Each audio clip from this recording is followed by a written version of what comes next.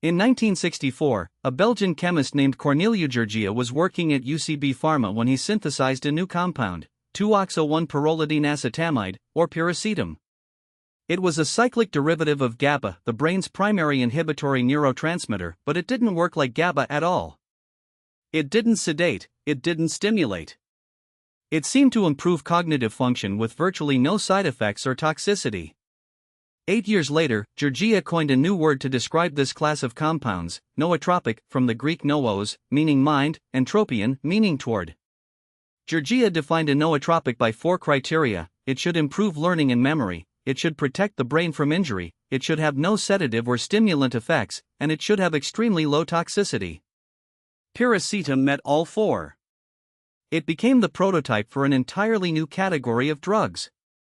Piracetam's mechanism is still not fully understood, but we know it does several things. It modulates AMPA glutamate receptors, increasing signaling in pathways related to learning. It increases the fluidity of neuronal membranes, making it easier for receptors and signals to move.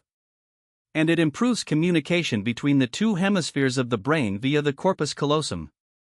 The clinical evidence for piracetam is strongest in specific populations. It's FDA approved for myoclonus, a rare movement disorder involving involuntary muscle jerks. It's been shown to improve language recovery after stroke, and it's been used for decades in Europe for age-related cognitive decline.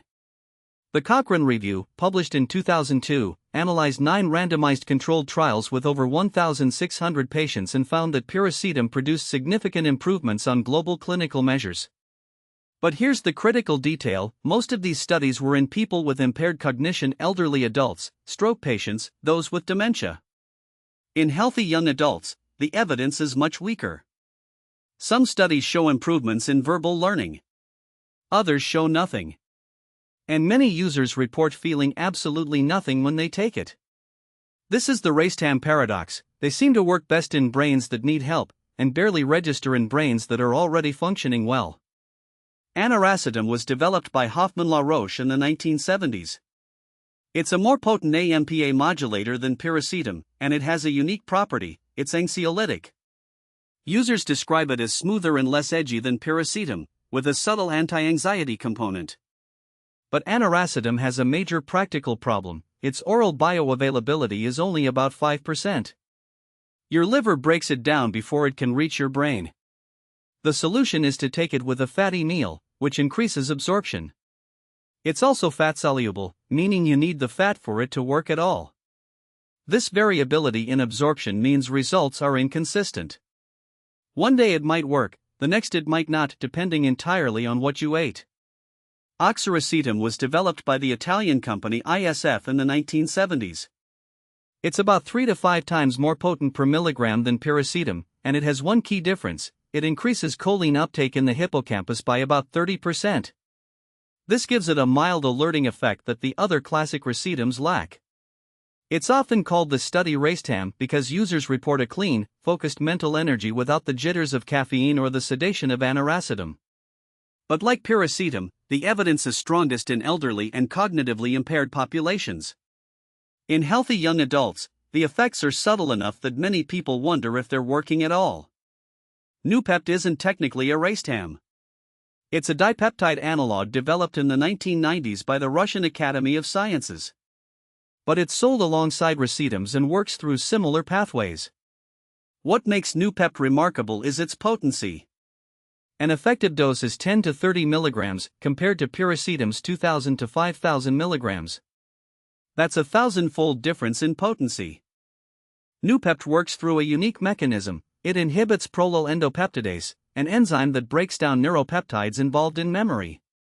It also increases BDNF and NGF, brain-derived neurotrophic factor and nerve growth factor, promoting neuroplasticity. The catch: almost all the human data comes from Russian studies. There are no large Western clinical trials of Noopept in healthy adults. The evidence base is thinner, and quality control is a concern since it's sold as a research chemical in most countries. This brings us to the central paradox of the entire Racetam family. For compounds, decades of research, thousands of anecdotal reports, and for many healthy users, the experience is a nothing. There are several explanations. The ceiling effect hypothesis suggests that healthy young brains are already functioning near their peak. Racetams have more room to work in aged or injured brains where signaling is compromised. There's also significant individual variability. Genetic differences in AMPA receptor subunits may determine who responds and who doesn't. And then there's the phenomenon that Racetam users describe as "you notice when you stop." The idea is that the drug maintains a baseline improvement that you only recognize when it's gone. It's a subtle effect, almost certainly real, but nothing like the noticeable stimulation of modafinil or phenylpiracetam. This is why racetams never became mainstream smart drugs. They're too subtle for most people. They're interesting from a scientific and historical perspective, but they're not the cognitive enhancement that most people are looking for. The Racetam family is where nootropics began. Piracetam, Aniracetam, Oxiracetam, and Noopept are safe, well-studied, and genuinely effective in certain populations.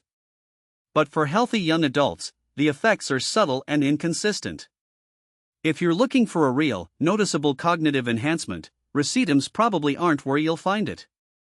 If you're interested in the history and science of the first nootropic drugs, or if you're older and experiencing cognitive decline, they may be worth exploring. But the Racetam paradox is real: the healthier your brain, the less you'll notice them. The Racetam family is a fascinating piece of nootropic history, the first compounds ever called smart drugs, with a paradox that still isn't fully understood. Subscribe for more evidence-based content, and drop a comment. Have you ever tried a Racetam?